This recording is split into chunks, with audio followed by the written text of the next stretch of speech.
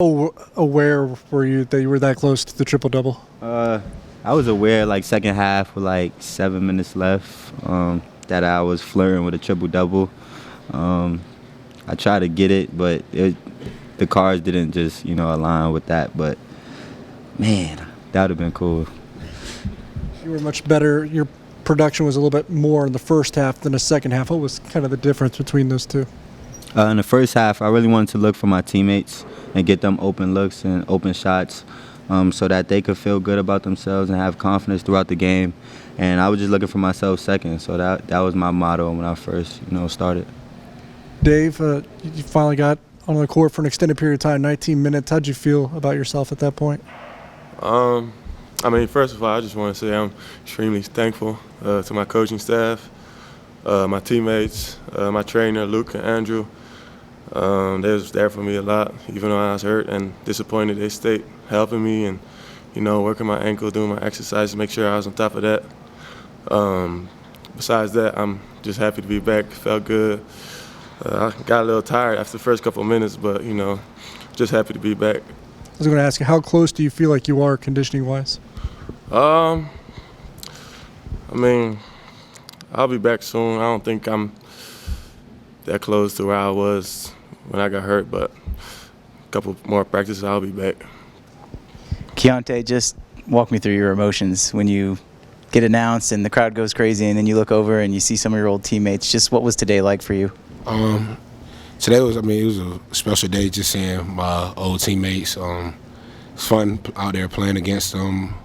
Just felt like practice and just joking around throughout the game, but keep being competitive. So I feel like it was a great experience. I'm glad the Big 12 got this conference and SEC game going on, and we got to play Florida. So really appreciate it.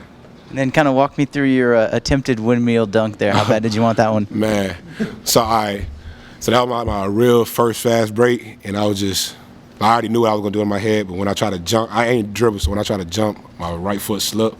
And then at that moment, it was like I couldn't do a windmill layup, so I just tried to go for the dunk. Hopefully I rim grazed it, and I missed it. But have you ever been stuffed by the rim before? Nah, this is my second time in college. Oh, no, third. I got Wichita State. I got rim stuck here. And then I did it when I played at Florida, Texas A&M, and then this game. So that was my third time. It won't happen again, though, I promise. Markquis, I want to ask you, how is this offense different with David in the lineup? Man, it's just we play at a faster pace. I feel like David gets out in transition. He has a really good feel for around the rim. So I'm just happy he's back, man. He's been putting in a lot of work and a lot of effort with, Luke, my athletic trainer, and just having him out here. He's another voice, and he's mature. So he does everything, all the little things that we really need, from a big guy. For both Keyontae and Markquis, you guys are obviously trying to establish like a brand new culture here at K-State, and Coach Golden talked a lot about how experience can be helpful with that. How much have you guys seen maybe older players come in and just help you guys establish what Coach Tang speaks about on a regular basis?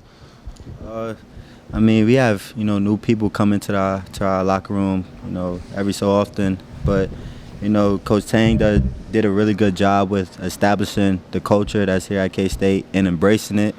When he first got here, he wanted us to be, a Power 5 and a high basketball program. And just what he's done in his first year and just embracing the culture, knowing every dance, doing stuff like that is really amazing to see. But the alumni does a really good job. We just saw Rolando Blackman, and he spoke to us and gave us a really good talk about what it takes to be great and to be successful, in the Big 12 and in the NBA. So it's just really, big for us to see, alumni talking to us. I think, Keyontae, as you've kind of meshed into this, how much do you think just being experienced has helped you join a new team and learn everything else that comes on with playing college basketball in a brand new conference and new environment? I just feel like Coach Tang, like he was saying, Coach Tang, he just do a great job of making the team feel like a family base, and I feel like that's helped the culture. We just can relate, talk to each other no matter what circumstance it is, and just feel more opened up, like just relax, and have more freedom to say what else. Like he liked to listen to us and get our feedback with things. He don't ever tell us we wrong. He'll always admit when he's in the wrong and stuff like that. So I feel like just a coach that can relate to players and not just always talk about basketball just helps everybody else see it in a different perspective. And then David, you obviously had a pretty big dunk to put you guys up 22-8 in the first half. I think you extended a run as well. To kind of come back and then have a big energy play like that, what'd that do for you just emotionally? I mean, it just make me feel good. You know, I always when Keith is running in transition, I make sure to stay close to him because, you know, he's going to find you. Yeah, it feels good. And then a little bit earlier, you talked about how you're not completely back to where you were before. Mm-hmm. What do you need to do to get back to the same conditioning levels or confidence? I think that's just a matter of time, kind of just getting more and more reps.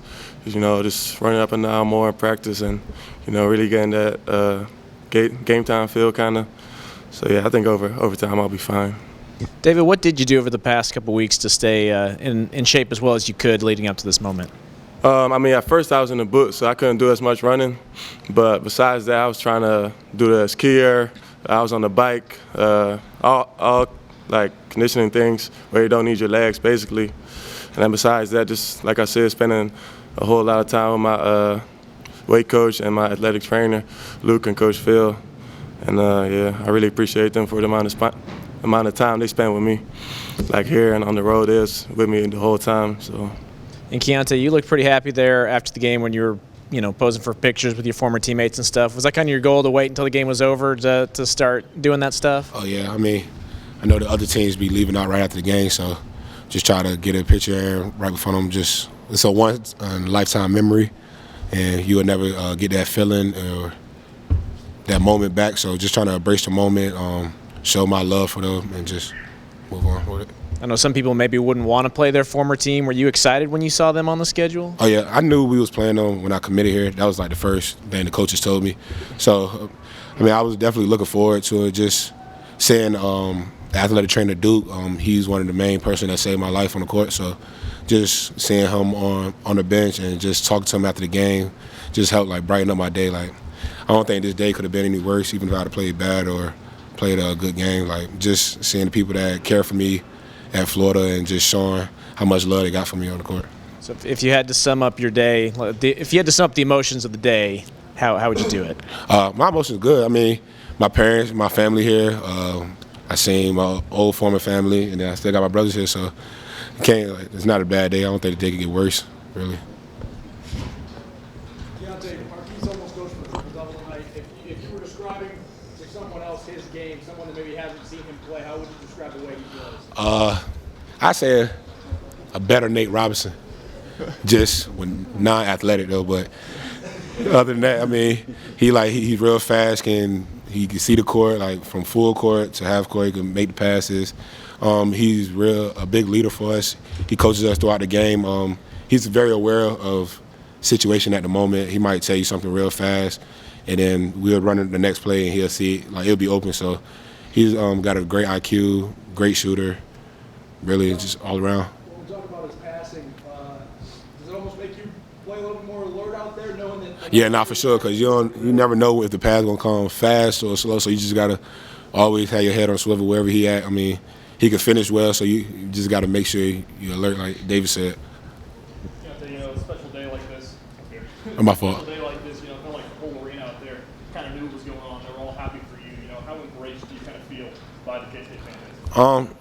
I mean, it just shows how much respect they have for me. The love too. They know I came back to the game because I love the game of basketball, and for them to really not, I say, disrespect or like the other team as much, even though we were still playing them, they did what they had to do, but they kept it as a family base for me, and I really appreciate that.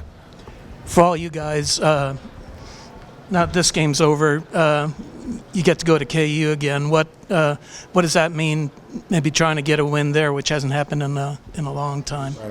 Come in tomorrow and practice, just watch film, and just go 1-0. Go to KU. I mean, we're gonna give all. We're gonna go out there and compete and play the basketball we know how to play.